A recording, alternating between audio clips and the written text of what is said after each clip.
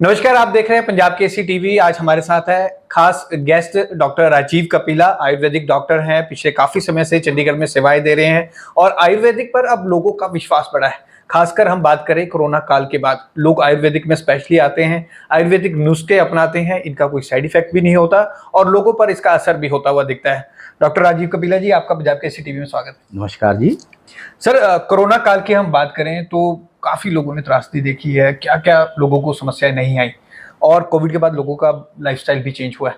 लेकिन जो लोगों का विश्वास आयुर्वेदिक में बढ़ा है, आप इसको किस तरह से देखते हैं? आप लोग आयुर्वेदिक डिस्पेंसरीज में स्पेशली आयुर्वेदिक प्रोडक्ट्स को इतना इस्तेमाल कर रहे हैं, घरेलू नुस्खों को इस्तेमाल कर रहे हैं, उसको आप किस तरह? देखो, आयुर्वेद जो है प्राचीनतम साइंस है, तो इसमें हमारा आयुर्वेद का प्रयोजन क्या है? वो है स्वास्थ्य स्वास्थ्य रक्षणम आतुरस्य विकार प्रशमनम। तो इसका कहना है कि जो स्वस्थ व्यक्ति है उसके स्वास्थ्य का ध्यान रखो, फिर भी अगर किसी कारण से वो रोगी हो गया तो उसको ट्रीट करो। तो आयुर्वेद 70% जो है प्रिवेंटिव साइंस है। ये कहती है कि अपना खान पीन ठीक रखो, दिनचर्या आहार विहार ठीक रखो, तो आपको बीमारी क्यों हो, अपने स्वास्थ्य का ध्यान रखो। फिर भी कोई कारणवश अगर आप बीमार हो गए हो तो उस बीमारी को ठीक करो। तो सबसे पहले तो जो हमारी किचन है, किचन को हम एक आयुर्वेदिक लैब मानते हैं। इसमें होने वाली जो भी चीज़ें हैं, अगर वो अच्छी स्वस्थ हैं तो व्यक्ति स्वस्थ है। जैसे अब पीछे कोरोना आया तो गरम मसाले जो थे वो पहले एंटी कोलेस्ट्रॉल माने गए थे, अब वो इम्यूनिटी बूस्टर डिक्लेयर हो गए हैं। अगर हम मसाले लगातार लेते हैं तो अपनी इम्यूनिटी स्ट्रांग रहती है। अगर इम्यूनिटी स्ट्रांग है तो कोई बीमारी अटैक नहीं करती। तो कोरोना में, अब कहें कि कोरोना में क्या था कि हमारे इंडियंस की इम्यूनिटी आयुर्वेद की वजह से बूस्ट थी, क्योंकि हम मसालों का रोज़ इस्तेमाल करते हैं। तो जो मसालों का इस्तेमाल करता है इम्यूनिटी अच्छी रही। जो कोरोना, उसने कोरोना से बचा के भी रखा, पर जिसको कोरोना हो गया उसका भी बचाव हुआ। उसमें क्या था, काढ़े थे, आयुर्वेदिक काढ़े। उसमें क्या था, ये गरम मसालों की आधे इंग्रेडिएंट थे। तो हम जो भी मसाले डेली ले रहे हैं उससे हमारी इम्यूनिटी बूस्ट रहती है। तो इसलिए हमें जो है कोरोना में एक बूस्ट भी मिला। ये नहीं कि हम वहाँ तेज हो गए, हम पहले ही अच्छे थे, पर लोगों को में पहचान मिली, क्योंकि हमने किसी भी कोरोना पेशेंट को ये नहीं कहा कि हम ठीक नहीं कर पाएंगे। तो एलोपैथी की जब तक इनका इंजेक्शंस नहीं आए इम्यूनिटी के, तब तक हमने आयुर्वेद ने अपने तरीके से उनको बूस्ट किया और लोग ठीक भी हुए। और हिंदुस्तान में कोरोना से मौतें बहुत कम हुई, क्योंकि हम अपने आप बूस्ट हो गए। अब हम उसके बाद लोगों का ध्यान हमारी तरफ हो गया और हम बताते हैं भी ऐसी चीज़ें खाओ ताकि आपकी इम्यूनिटी बूस्ट रहे। ये जरूरी नहीं कोरोना है, कोई भी डिजीज़ आ जाए ना भी हो, जैसे शुगर है और चीज़ें, वो अटैक नहीं करती अगर हमारी रोग प्रतिरोधक क्षमता अच्छी है। सर, आज के टाइम पे अगर हम आयुर्वेदिक की बात करें, चाहे आप बीपी को ले लो, शुगर को ले लो, हर कोई व्यक्ति अब 25 साल से, मतलब युवा, बीपी का मतलब कोलेस्ट्रॉल बढ़ा हुआ है, बीपी की प्रॉब्लम्स आ रही हैं, अटैक आ रहे हैं, साइलेंट अटैक आ रहे हैं। इसका रीजन क्या मांगते हैं? रीजन तो लाइफस्टाइल है ही है, लेकिन आयुर्वेदिक ने हमें ये सब कुछ दिया है। उन युवाओं के लिए खास तौर पर आप नॉलेज क्या देना चाहेंगे जो इन बीमारियों से बचें? अपकमिंग ये जो बीमारियां आ रही हैं, जो पीजीआई इस टाइम पूरा फिल हो रखा है मरीजों से। देखो, आयुर्वेद स्पष्ट कहता है कि पहले आप योग करो। योग करोगे तो आदि बीमारियों से वैसे ही बच जाओगे। फिर आयुर्वेद में एक जिक्र आता है दिनचर्या ऋतुचर्या। जो व्यक्ति ऋतुचर्या और दिनचर्या का पालन करता है वो बीमारियों से दूर रहता है। उसमें छोटी छोटी चीज़ें हैं, जैसे मैं दिनचर्या के बारे में ज़्यादा नहीं बोलूँगा, एक बात बताता हूँ। जब भी आपने खाना खाना है ना, उसका एक टाइम फिक्स करो। जैसे आप 9 बजे ब्रेकफास्ट करते हो, नाश्ता करते हो, तो आप कोशिश करो कि 9 के नज़दीक करो। उस समय एक जूसेस बाहर आते हैं, हम उसको वैसे ही वेस्ट कर देते हैं। 10 बजे खाना खाते हैं, कभी 11 बजे खाना खाते हैं, तो जूसेस उस वक्त ख़त्म हो चुके होते हैं, डाइजेशन का सिस्टम नहीं बनता। उस समय खाया खाना जो है वो व्यक्ति को बीमार करता है। तो आप नाश्ते का टाइम, दोपहर के खाने का, रात के खाने का समय एक सेट रखो भी इस समय खाना है। अगर उसको आप स्किप कर जाते हो तो आप फिर हैवी खाना नहीं खाना है, लाइट। दूसरी बात है, रात को आप खाना जल्दी खाओ, क्योंकि जैसे ही सूरज छुप जाता है तो हमारी डाइजेशन सिस्टम पे इम्पैक्ट होता है। तो हम कहते हैं 7 या 8 बजे तक खाना खा लो, ज़्यादा हैवी ना खाओ, उसके बाद हल्की वॉक करो, तो लिवर को काम नहीं करना पड़ता, तो ऐसे में वो पच जाता है। दोपहर को आप हैवी खाना खाओ, सुबह कोई सलाद ले लो, सैलड, या फ्रूट का को चाट के उसकी चाट बना के वो लिया जा सकता है, ताकि हमारा पेट स्वस्थ रहे और लीवर को ज़्यादा काम ना करना पड़े। ये है दिनचर्या। फिर आती है ऋतुचर्या। 6 ऋतुएं हैं, उसमें आयुर्वेद हर एक ऋतु में लिखता है भी ये खाना है, ये नहीं खाना। और कभी आप पढ़ के देखो, जहां वो लिखते हैं ये नहीं खाना, हम वही खा रहे हैं। अब वर्षा ऋतु है, इसमें स्पष्ट लिखा है कि तली चीज का इस्तेमाल नहीं करना, क्योंकि पेट की डाइजेशन की शक्ति कम हो गई है।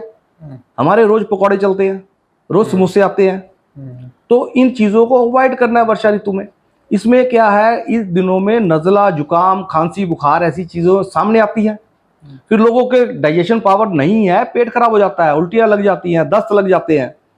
ठीक है। तीसरा, इस समय पे बैक्टीरियाज और वायरस बड़े एक्टिव होते हैं, क्योंकि चेंजिंग सीजन होता है।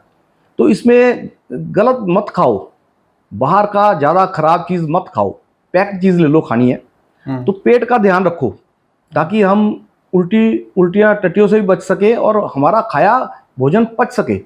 तो तली चीज़ों को अवॉइड किया गया है, अभी आजकल मत लो।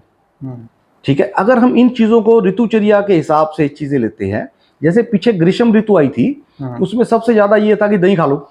दही सेल्फ गर्म होता है, तो आयुर्वेद कहता था अभी आप छाछ लो, आप दही मत लो। ये छोटी छोटी चीज़ें अगर हम समझेंगे तो हम बड़ी बीमारियों से बच के रहेंगे। यही आयुर्वेद सिखाता है।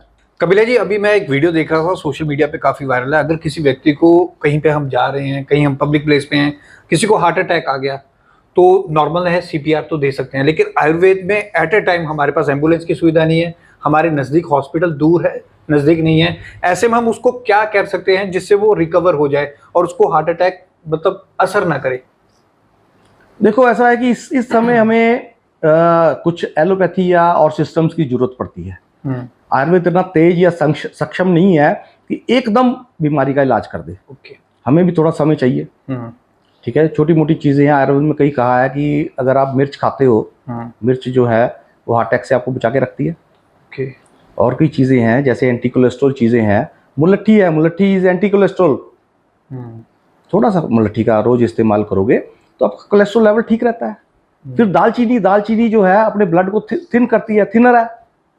मुलट्ठी, दालचीनी का रेगुलर इस्तेमाल, उसके बाद लहसुन का कुछ इस्तेमाल, ऐसी चीज़ें करने से हम हार्ट की बीमारियों से बच के रहते हैं। सर, अभी मानसून सीजन चल रहा है, डेंगू, मच्छर, मलेरिया ये सीजन रहती हैं। आयुर्वेदिक में कौन कौन सी ऐसी चीज़ें हैं जिससे हम अपनी इम्यूनिटी बूस्ट करें, लोग इसकी चपेट में ना आए, खास तौर पर ध्यान दें और आयुर्वेदिक में वो चीज़ें अपनाएं?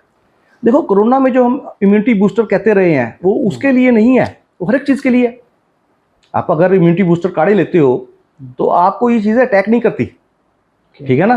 तो आप रेगुलर गिलोय का इस्तेमाल करो, एलोवेरा लो, उसके बाद ये काढ़े उनका दिन में एक बार इस्तेमाल करो। उसके बाद डेंगू का दोनों तरफ से, एक तो हम बचाव रखें, पानी को ना खड़ा होने दें ताकि ये ब्रीड ना करे। सेकेंडली, जो लेमन ग्रास हमारा आता है ना, lemon grass is anti dinghy. इसके पौधे लगाओ, जहाँ ये पौधे लगे होंगे वहाँ मच्छर पनपता नहीं है। फिर भी जो अब ये मॉस्किटो रिपेलेंट आ रहे हैं वो इससे आ रहे हैं। ठीक है जी। आप अपने घर में लेमन ग्रास लगाओ, उसको तोड़ के उसकी आप ग्रीन टी भी पी सकते हो, और उसके साथ साथ उसको अपने चारों तरफ घर के बाहर लगाने से आप मच्छरों से बच के और डेंगू वगैरह से बच सकते हो। एक सर सवाल आम है, लोग पूछते हैं, जो लोग बीपी और शुगर से ग्रस्त हैं, 10-10 साल से दवाइयाँ खा रहे हैं, एलोपैथी की दवाइयाँ खा रहे हैं, लेकिन वो चाहते हैं कि जो एलोपैथी की वो दवाइयाँ खा रहे हैं उनका असर भी होता है उन पर, उनको काफ़ी गर्मी लगने लग जाती है, उनके व्यवहार में भी चेंजेस आते हैं, एक वो खुद भी शिफ्ट होना चाहते हैं आयुर्वेदिक में। तो क्या वो मरीज शिफ्ट हो सकते हैं आयुर्वेदिक में? आयुर्वेदिक में ऐसा है कि जो बीपी शुगर की रेगुलर दवाइयाँ ले रहे हैं वो आयुर्वेदिक में शिफ्ट हो सकते हैं और आयुर्वेदिक पूरी तरह से उनकी बीपी शुगर ठीक कर सकता है? देखो, मैं ये कहता हूँ कि जो हमारी सब पैथियाँ है ना, एक पैरेलल ट्रेन की लाइन है, वो अपने अपनी लाइन पे चलती है और ठीक कर रही है। मैं किसी को अच्छा नहीं कहता, किसी को बुरा नहीं कहता, सबका अपना सिस्टम है। ठीक है। एलोपैथी का अपना, हमारा अपना, होम्योपैथी का, सबका अपना सिस्टम है। We are parallel lines. जब हम एक दूसरे को क्रॉस करते हैं ना, तो इसमें पेशेंट खराब होता है। आयुर्वेद में हम कहते हैं भी आयुर्वेद में हम जो दवाई देते हैं उसका साइड इफेक्ट नहीं है। ठीक है। और हमारी अच्छी दवाइयाँ हैं जिससे हम बीपी को कंट्रोल कर सकते हैं।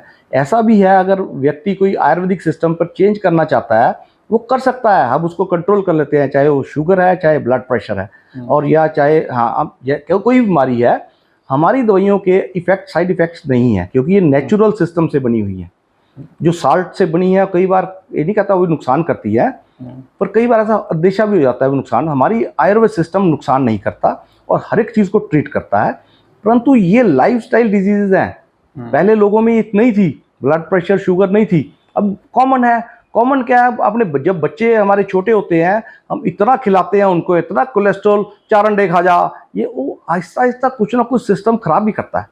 तो हमें बच्चों से ही ध्यान रखना है कि उसकी डाइट क्या है, रेगुलर एक्सरसाइज क्या है, उसको योग कराओ, ताकि अगर हम शुरू से ही ऐसे बूस्ट करें तो ना तो उनमें मोटापा आए ना ऐसी बीमारियां आए।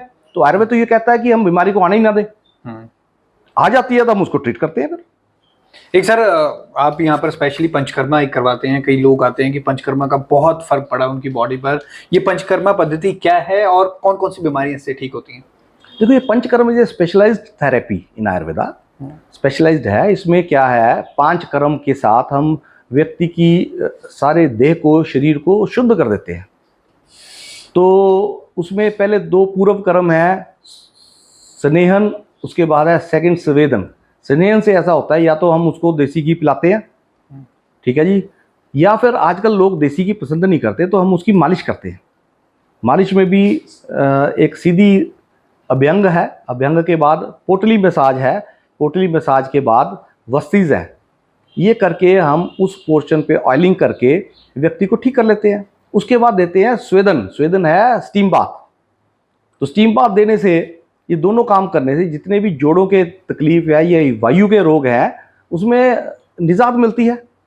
तो पंचकर्म का, जैसे अगर हम कोई पेशेंट किसी ऑस्टियो से परेशान है, जोड़ों की तकलीफ है, उसको पंचकर्म कुछ दिन दे के साथ में हम दवाई देते हैं तो उसको, उसका जो असर है बड़ी तेज होता है। 3 दिन की मालिश कराने से वो 50% वैसे ही ठीक हो जाता है, बाकी हम उसको मेडिसिन से ठीक कर लेते हैं। तो पंचकर्म का एक बहुत ही इंपॉर्टेंस है पंचकर्म की।